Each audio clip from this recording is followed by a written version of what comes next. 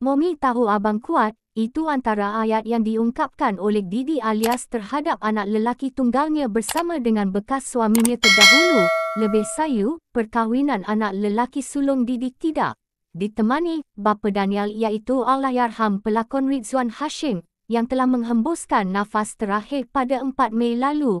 Pelakon Didi alias mengesahkan sendiri bekas suaminya yang juga pelakon terkenal, Ridzuan Hashim, meninggal dunia akibat penyakit jantung di kediamannya ketika sedang bersarapan dengan anak lelakinya. Ketika mereka beraya di rumahnya, apa yang menyedihkan, arwah memang rapat dengan Muhammad Daniel, satu-satunya anak lelakinya. Dia juga yang terakhir bersama arwah. Kata Didi, arwah berdepan dengan penyakit jantung sejak 3 tahun lalu, namun dia tidak berkongsi dengan orang ramai. Atas permintaan arwah, Didi dan Allahyarham pernah mendirikan rumah tangga pada 1991, namun bercerai pada sekitar 2002. Hasil perkahwinan, mereka dikurniakan 5 cahaya mata iaitu Nur Daniah, 31, Muhammad Daniel, 30, Nurdini, 28, Nurdaini, 26, dan Nurdiana, 25. Kesemua anak-anak mereka sudah meningkat dewasa. Pada tahun 2002, Didi dan Ridzuan memutuskan untuk bercerai tanpa sebarang pergaduhan. Sejak itu Didi mula menjauhkan diri dari bidang seni. Ekoran sering ditanya mengenai punca penceraian pasangan artis yang popular itu, mengapa dan kenapa mereka bercerai. Mengimbas kembali, kata Didi alias, selepas lebih 20 tahun, kami berpisah dan bertemu semula.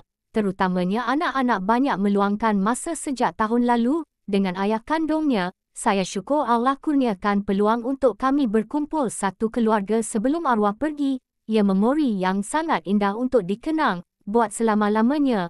Memang ia satu kesyukuran buat kami dapat meluangkan masa bersama sejak kami berbaik semula dalam tempoh 2-3 tahun ini. Malah, arwah juga sempat beraya dengan kami. Arwah juga ikut kami beraya di rumah menantu kami, memandangkan anak sulung sudah berkeluarga. Tambah Didi, arwah sebenarnya seorang bapa yang sangat penyayang dan rapat dengan anak-anaknya sejak mereka masih kecil. Sayangnya jodoh kami tidak panjang, namun hubungan kami masih baik demi anak-anak. Berita pemergian pelakon yang dikenali sebagai Watak King dalam filem KL Gangster itu disahkan oleh Didi alias lebih 300 ahli keluarga, saudara mara, rakan artis dan kenalan hadir bagi memberikan penghormatan terakhir kepada arwah. Arwah Ridzuan dilahirkan pada 13 Ogos 1961 di Kuala Lumpur dan berkahwin dengan Didi pada 1991 dan dikurniakan 5 cahaya mata.